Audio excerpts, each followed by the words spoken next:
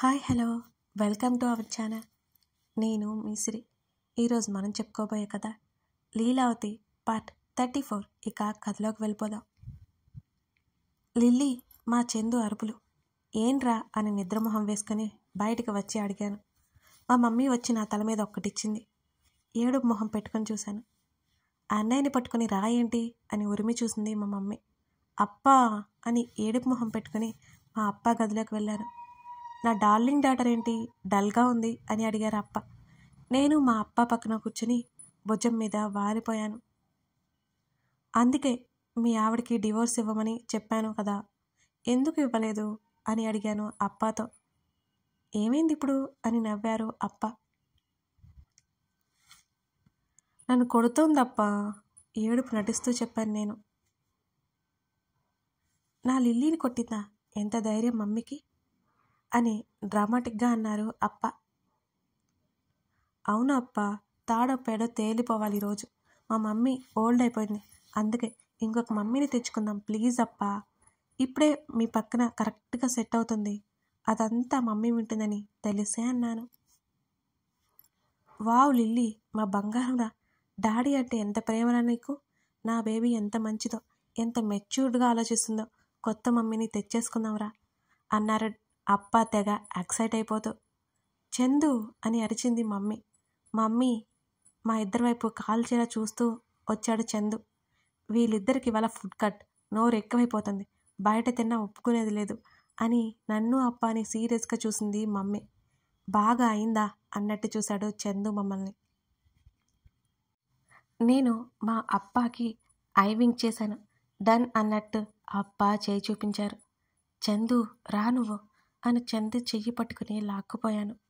Lily బల్లి వదులు అన్నాడు మమ్మీ దగ్గరికి వెళ్తూ. మా మమ్మీ ఐస్ చేసే పనిలో ఉన్నారు అప్ప. రా అన్నయ్య అని చొక్కా పట్టుకుని బలవంతంగా మా చందుని లాక్కుపోయాను బయటికి. కాసేపటికి మా మమ్మీ అప్పతో పాటు నవ్వుకుంటూ బయటకు వచ్చింది. ఇటు చూడు అన్నట్టు చందుకి సైగ చేశాను కళ్ళతోనే. షాక్ అయిపోయాడు చందు. నా టీషర్ట్ కలర్ ఎగరేసి లిల్లీ అంటే ఆ మాత్రం ఉంటుంది అన్నాను పొగరుగా. నా తల మీద తట్టి త్వరగా రెడీ అయ్యిరా, ఇవాళ షాపింగ్కి వెళ్ళాలి అన్నాడు చందు. అవును కదా అని పరిగెత్తాను నా రూమ్ వైపు. నవ్వారు ముగ్గురు. షాపింగ్ మాల్కి వెళ్ళేసరికి స్పందన, కౌటిల్య, రౌద్ర కూడా ఉన్నారు. నేను, మమ్మీ, చందు ముగ్గురం వచ్చాం. ఇంటి దగ్గర అప్ప కోసం గార్డ్స్ని అరేంజ్ చేశారు రౌద్ర. నీ దిల్కా జాన్ బాన్ ఎక్కడా అని అడిగాను చందుని. బాన్ అని అయోమయంగా అడిగాడు చందు. అరే అన్నయ్య, నువ్వు ఇంకా ఎదగాలిరా, నీ దిల్కా రాని, బాను ఎక్కడా అంటున్నా అన్నాను కళ్ళెగరేస్తూ. సీరియస్గా చూశాడు నా వైపు. నేను నవ్వాను, పల్లికిలించాను. దూరం నుండి స్పందన చెయ్యి ఊపింది. నేను, చందు, మమ్మీ అటువైపుకి వెళ్ళాం. మమ్మీని పలకరించాడు రౌద్ర. హాయ్ కౌటిల్య. కావాలని షేక్ హ్యాండ్ ఇచ్చాను కౌటిల్యకి. నా వైపు గుర్రుగా చూశాడు రౌద్ర. అదే కదా నాకు కావాలి. లోపల నవ్వుకుంటూ బయటకి ఏమీ పట్టించుకున్నట్లుగా ఉన్నాను నేను. హాయ్ లిల్లీ అన్నాడు నవ్వుతూ కౌటిల్య. రౌద్రని చూసి యాటిట్యూడ్గా చూపి విసిరి లోపలికి నడిచాను. ఆంటీ గురించి మమ్మీ ఏదో అడిగింది రౌద్రని. ఆంటీకి ఇబ్బంది అవుతుందని తీసుకురాలేదని మమ్మీతో చెప్పాడు రౌద్ర. అందరం లోపలికి వెళ్ళాం. శారీ సెక్షన్ వైపు వెళ్ళాం. రౌద్ర, కౌటిల్య, చందు సోఫాలో సెటిల్ అయిపోయారు. మమ్మీ, నేను, స్పందన చీరల వేటలో పడ్డాం. నాకేమో మా రౌడీ సెలెక్ట్ చేస్తే ఎలా ఉంటుందో అని ఆశగా ఉంది. నా ఫోన్ తీసి రౌడీకి మెసేజ్ చేశాను. శారీ సెలెక్ట్ చేయవా అని మెసేజ్ పెట్టాను నేను రౌద్రకి. నాకేం తెలియదు అని రిప్లై ఇచ్చాడు తను. ప్లీజ్ ఆంటీ ఉన్నారుగా, పెళ్ళి తర్వాత ఎలాగో నేనే సెలెక్ట్ చేస్తాను, ఇప్పుడు మీ అమ్మగారికి నచ్చేలా తీసుకో అన్నాడు రౌద్ర.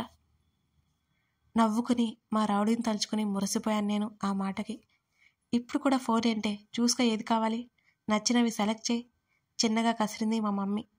నీ ఇష్టమ్మా అన్నాను. అది కాదు లిల్లీ, నీకు నచ్చిన కలర్ సెలెక్ట్ చేసుకో, నచ్చాల్సింది నీకు అంది మమ్మీ. నాకు ఏది బాగుంటుందో నీకంటే నాకు బాగా ఎలా తెలుస్తుంది మమ్మీ, నువ్వే సెలెక్ట్ చేయి ప్లీజ్, తర్వాత నేను వాటిలో నచ్చినవి తీసుకుంటా అన్నాను. సరే అని చిన్నగా నవ్వింది మా మమ్మీ. మా మమ్మీ సెలక్షన్లో ఫుల్ బిజీ. స్పందన మమ్మీ డీప్గా డిస్కషన్ చేస్తూ సెలెక్ట్ చేస్తున్నారు. నాకు పిచ్చ బోర్ కొట్టింది. నా ముఖం చూసి, లిల్లీ డ్రెస్సెస్ కావాలంటే చూసుకో, ఈలోపు మేము శారీస్ చూస్తామంది. అమ్మయ్య అనుకొని, రౌడీ డ్రెస్ సెక్షన్ వైపు వెళ్దాంరా అని మెసేజ్ చేసి పైకి లేచాను. ఎక్కడికి లిల్లీ, మా చందు అడిగాడు. డ్రెస్సెస్ చూడాలిరా అన్నాను. సరే పద అన్నాడు చందు. నువ్వెక్కడికి, మా చందుని ఉరిమి చూసి చెప్పాను నేను. నువ్వురా అని రౌద్ర చేతిని పట్టుకొని లాగాను. సీరియస్గా నన్ను చూశాడు. నాలుక బయట పెట్టి లైట్ తీసుకున్నాం మా చందుని. ఇద్దరం లేడీస్ డ్రెస్ వైపు వెళ్ళాం. హ్యాంగింగ్ చేసిన డ్రెస్సెస్ చూస్తున్నాం. ప్లీజ్ సెలెక్ట్ చేయి, మూతి ముడుచుకొని అడిగాను. సరే అన్నాడు సీరియస్గా. ఇంతకుముందు కౌటిల్యకి షేక్ హ్యాండ్ ఇచ్చాను కదా అయ్యగారికి, లోపల బ్లాస్ట్ అయిపోతుండాలి.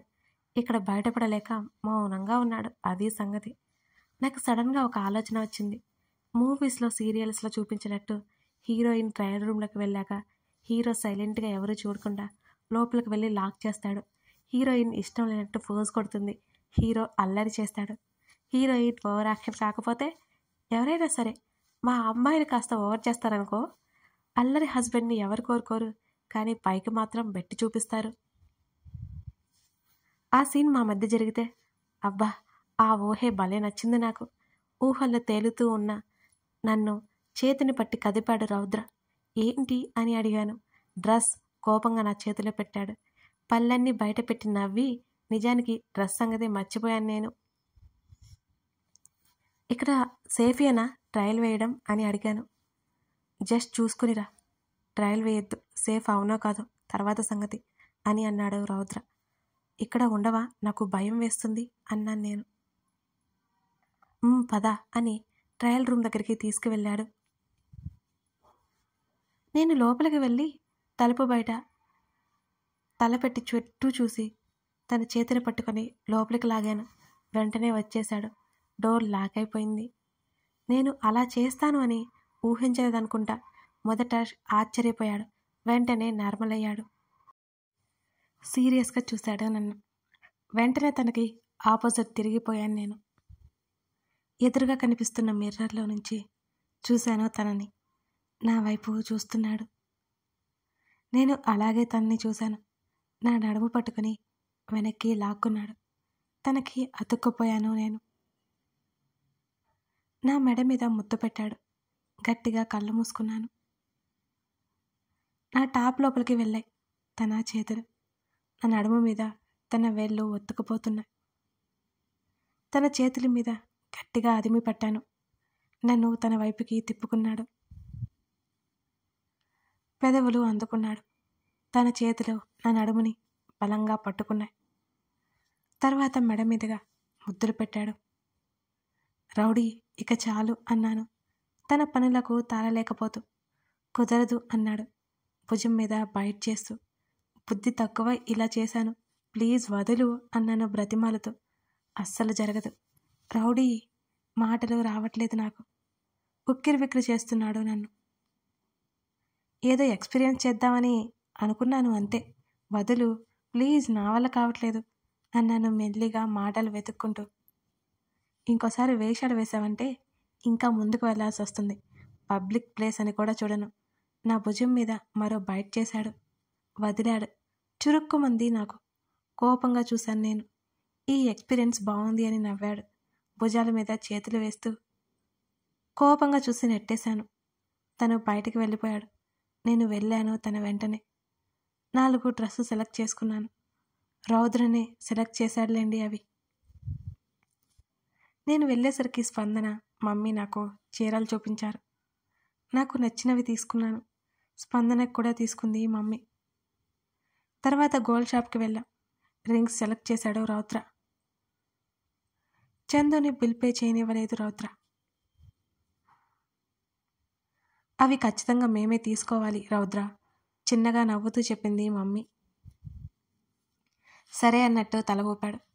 మమ్మీ, చందు రౌద్రకి నన్ను అప్పచెప్పి వెళ్ళిపోయారు. తనే అడిగాడు లిల్లీ నాతో వస్తుంది అని. సరే అని వెళ్ళిపోయారు మా చందు మమ్మీ. మీరింకా ఇక్కడే ఉన్నారు? మీకు ప్రైవసీ అక్కర్లేదా? కౌటిల్యని స్పందనని చూస్తూ అన్నాడు రౌద్ర. వెంటనే స్పందన తీసుకుని వెళ్ళిపోయాడు కౌటిల్య. నేను మాత్రం తన మీద కోపంగానే ఉన్నాను. ఈ చైన్ చూడు అని ఒక చైన్ చూపించాడు నాకు. మధ్యలో డైమండ్, చుట్టూ అందమైన డిజైన్తో చాలా బాగుంది. అది చాలా ఎక్స్పెన్సివ్ అని నాకు ఇప్పుడేం వద్దు అని చెప్పాను నేను. సరే అన్నాడు తను. ఆంటీకి బ్యాంగిల్స్ తీసుకుందామని అన్నాను. తప్పకుండా, థ్యాంక్స్ అన్నాడు. ఇద్దరం ఆంటీకి మంచి బ్యాంగిల్స్ తీసుకున్నాము. నన్ను కారు దగ్గర వెయిట్ చేయమన్నాడు. కీస్ ఇచ్చాడు. తను బిల్ పే చేసి వస్తానని చెప్పాడు. అలాగేనని చెప్పి నేను బయటికి వెళ్ళిపోయాను. కారు డోర్ తీసి లోపల కూర్చున్నాను. ట్రయల్ రూమ్లో జరిగిన దానికి కోపంగా ఉన్నాను నేను. పైకి మాత్రమే అది. లోపల రౌడీని తలుచుకుని మురిసిపోయాను. తెగ సిగ్గుపడిపోతున్నాను. ఓసిని సిగ్గు తగలయ్యా, ఇది మాత్రం నేనంటూ వచ్చేస్తోంది నా ఇన్నర్. దాన్ని తరిమి రౌద్ర వస్తుంటే ముఖాన్ని కోపంగా పెట్టుకుని కూర్చున్నాను నేను. తను వచ్చాడు. కార్ స్టార్ట్ చేశాడు. అప్పటికే ఆఫ్టర్నూన్ అయింది. లంచ్ చేద్దామా అన్నాడు. హా అన్నాను. ఇద్దరం రెస్టారెంట్కి వెళ్ళాం. అక్కడ స్ఫూర్తి కనిపించింది మాకు. నేను రౌద్రకి స్ఫూర్తిని చూపిస్తూ, వాళ్ళు స్టేట్స్లో కదా ఉండేది అని అడిగాను. ఇక్కడ కూడా విల్లా ఉంది అని అన్నాడు రౌద్ర. మమ్మల్ని చూసి కోపంగా ముఖం పెట్టుకుని వెళ్ళిపోయింది స్ఫూర్తి. నాకు పిచ్చి కోపం వచ్చింది. చైల్డిష్ బిహేవియర్ వదిలే అన్నాడు రౌద్ర. ఇది మా జోలికి రానంత వరకు నేను వదిలేస్తా దాని సంగతి. రౌద్ర విషయంలో ఇన్వాల్వ్ అయితే మాత్రం మామూలుగా ఉండదు. టిక్కు టిక్కు పాపకి రౌద్ర వైపు కన్నెత్తి చూడడానికి కూడా భయపడుతుంది. ఆ రేంజ్లో ఉంటుంది నా ట్రీట్మెంట్ అనుకున్నాను మనసులోనే. ఇద్దరం లంచ్ చేసాం. నేను బిర్యానీ లాగిస్తే తను మాత్రం మేకలా గడ్డి, అంటే ఏదో ఫుడ్ ఆర్డర్ ఇచ్చాడు. గ్రీన్ లీవ్స్లా కనిపిస్తోంది నాకు. కథ కొనసాగుతుంది.